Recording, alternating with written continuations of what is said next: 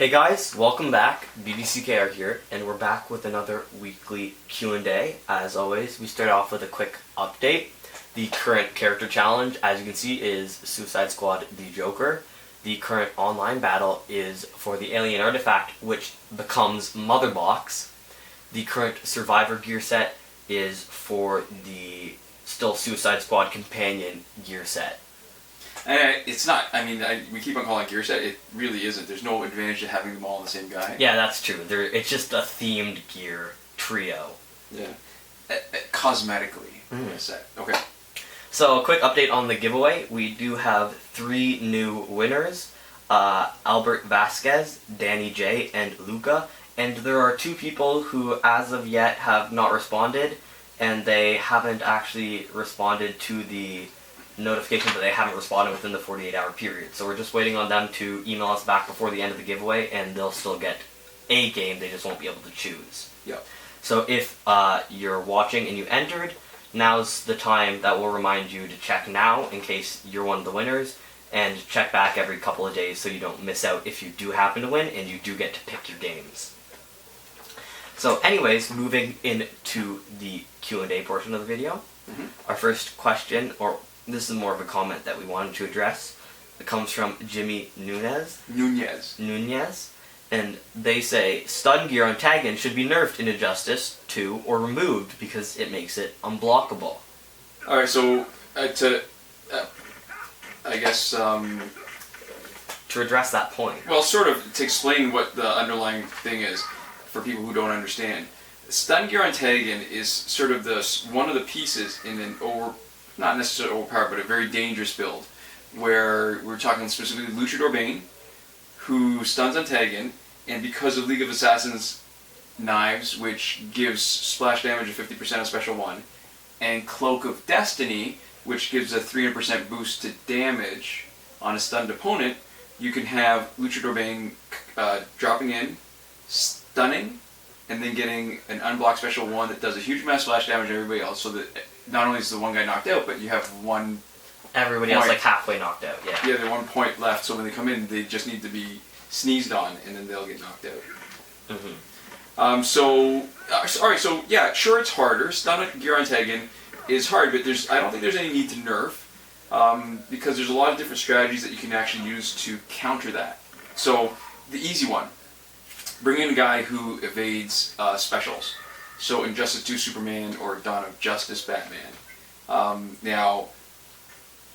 Some people would lump in Reverse Flash with that because he has a cellular regeneration. I would say no, because even if he Reverse Flash regenerates, it's the slash damage. His team is kind of useless. So basically, unless you've set up your team to solo with Reverse Flash only, you're kind of burnt. And even if the other guys on your team are kind of crap, you still want to have a warm body sometimes to eat some damage. Yeah. Alright, so that's the first strategy. The other one is that if you've got somebody on the opponent's bench that looks like they're dangerous, that, basically Luchador Bane, then you can knock out the opponent in front of you with the multi-hit special, but don't finish them on the last hit. You want them to be finished on, well, maybe actually sometimes you can do it on the last hit, depending on what the invulnerability is after. But you want to go for something like the second last hit just to be safe. Yeah, so then the stun won't process. So that's the second way that you can do it.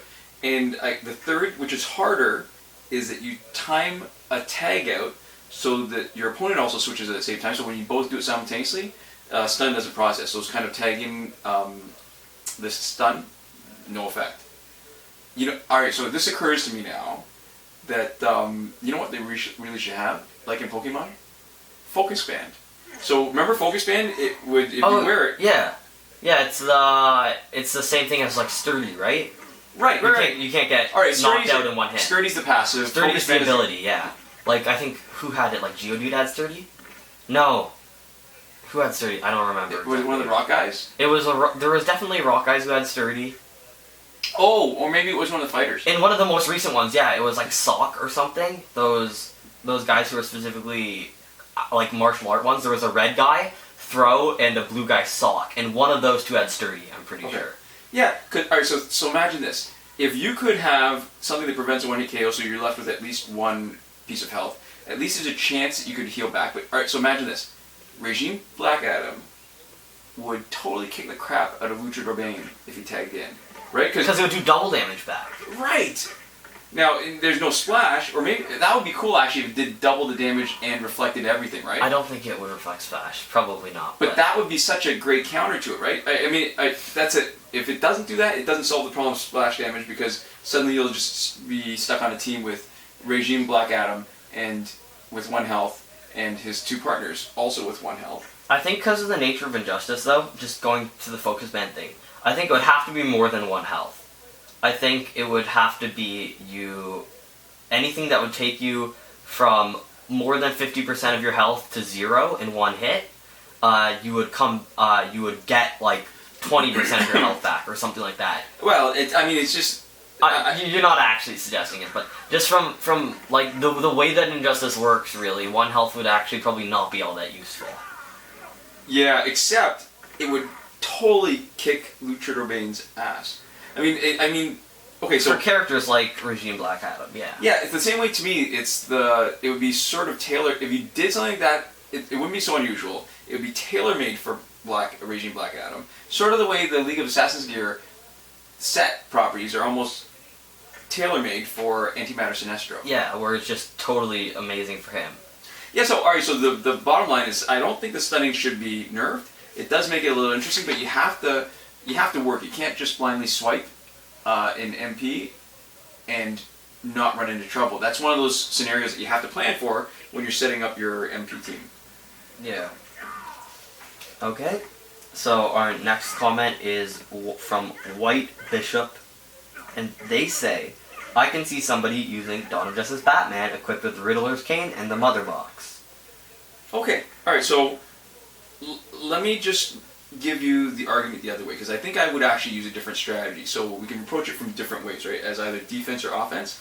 So, alright, so let's get the secondary abilities out of the way first, at least for the Motherbox, right? Because we're talking about Motherbox because that's the current season reward that's going to be paying out tomorrow. Yeah, very soon. People will have Motherbox. So it's got a health boost, which is, a little bit mad. You can get it other places. Power drain at the start of game works on defense no matter who's carrying it. So it's actually kind of cool if you want to sort of protect your team against one of those 2-bar starters, those special starters. And offense, honestly, I think I'd rather block a special the 1 time instead of taking up a slot with a non-defense gear. Now, the one situation where it really pays off would be against Ares, who's geared to and set up to start with 2 bars of power, right? They just totally knock you out right away. Yeah, and there's no sort of recourse. And even then, I think I prefer starting with Injustice 2 Superman in the first slot, just to counter that. The key, really, and I've screwed this up more than a time or two myself, is don't block. If you block, you just get knocked out. Because it still counts as an unblockable hit. You just take the damage. Right, exactly. Because you're making the effort to block, and it only triggers after, just before they're about to do damage, it doesn't actually... Yeah, the shield doesn't actually trigger. Right. So those are the sort of the secondary abilities. I mean, they're not, but those are the things that people don't find as interesting. So let's talk about the whole evading special 2 thing. On offense, all right. So if you've got a guy who can just dodge specials, right? So Riddler's staff is to dodge special 1. Motherbox is dodge special 2. You put on Dawn of Justice Batman, who's a chance of dodging specials anyways. So the chance of him getting hit with a special is pretty low. But if your opportunity cost again, I say this a lot, and I feel like I'm a broken record. But you take a guy, he dodges all specials, he doesn't actually do a lot of damage. It's still hard to win. On defense, right now, the main strategy, at least for me, to beat Dawn of Justice Batman into submission, it's using basic attacks, right? I'm not going to be doing a lot of specials unless I've geared myself to, say, heal or some other effect that I want on special 1 or special 2. Yeah. So, okay, so you increase his chance to evade on special 1 with the Riddler's Cane and then evade special 2 with Motherbox. I'm not going to deal with him any differently. I'm still going to be using the exact same strategy. And actually, I can tell you, it probably makes him easier to handle. since I'm already not using specials against him, the biggest pain in the butt gears when I'm playing against him are the 4th world gear set, when he's got the full set where he gets the full regeneration. Yeah. And if he's got maybe even 1 or 2 slots that are not 4th gear, then he's easy to handle, right? You know what? Even loading him up with basic attack boosters would be more trouble. I'd actually have more trouble because I'm still not using specials against him, if I can help it. And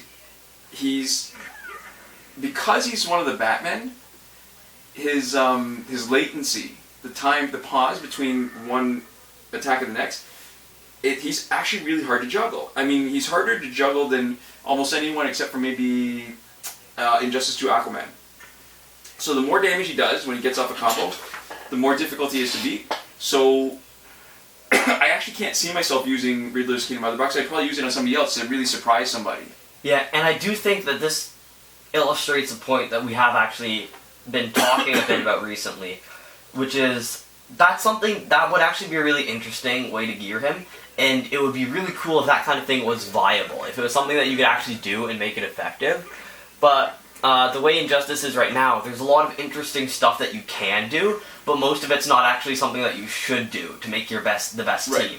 Interesting in theory, but not interesting in practice. Yeah, so it would be really cool if you could gear him up like that, and it would be even cooler if Injustice was a little bit better at balancing everything, so that was actually something that would still be good. But unfortunately, those kind of strategies usually aren't viable, and for most teams, you can't really base even a single character off of kind of an interesting ability. You usually have to base it off of one of the stats normally. Yeah. Alright, so that's our last question, but I want to use this as an excuse. I'm playing this really cool game lately, another mobile game. I said I wouldn't do that again, especially after spending as much time building up Immortals and Mortal Kombat X. Yeah, but now that they're dead. I'm loving. There's this game called Renegade Midnight, and John Scalzi, one of my favorite authors, was involved in sort of setting up the story for it. So he's involved in making the game, and it is brilliant. I'm loving it. What are you playing lately? To be honest, I have been playing a lot of games like Overwatch. I've actually been playing a really great indie game called Shovel Knight, which is making me nostalgic for a generation of games that I never played. Sort of like a genetic kind of nostalgia, something that's in your DNA. Yeah. So Midnight Renegade is a mobile shooter, and like we've been saying, it kind of takes the fact that the gameplay aspect is always going to be the weakest point, and it has you've shown me this. An insane amount of customization for all the weapons and everything, and that makes it really, really cool and really fun to play around with when you're not actually shooting things. Right, it totally scratches the same itch that I have with Injustice for collecting stuff. Yeah, so I've seen that, and while the mechanics are a little bit rudimentary for the shooter element, they have to be, compared to like anything for... So if you've played Renegade, say so in the comments. I'd love to talk about it. And I don't know if anybody'd be interested, but it would be kind of fun to show you a little bit of what it is. I don't know if they've considered it like a full release yet. Yeah, I mean, we could potentially do videos. So if you haven't played it, give it a try. You can find it on the Google Play Store, we know for sure. And also iOS. You can definitely download it. It's in alpha. It's not a full release yet. So download those if you haven't tried it already. That's a recommendation. And if you have, let us know and talk about it. Yeah, I want to know what your name is to see how you're doing on the weekly and the daily challenges. And Shovel Knight's really good too. It's a lot different. It is a lot more hardcore, and it's a lot more nostalgic. It's meant to be a NES era like that 16-bit style. Yeah. So I actually, the reason why I played it, my friend family shared with me, so I can play his games while he's not playing them. Yeah. And I recently saw a video on it and why it was so amazing, and it sparked my interest, and I just had to play it. Cool. And it was really, really good. So those are two things in, I guess, the thing that we did once or twice in the what we've been playing this week. Part of our weekly update, and that's a mobile game recommendation for you. Alright, thanks for watching, guys. We'll see you guys next time. Komoda.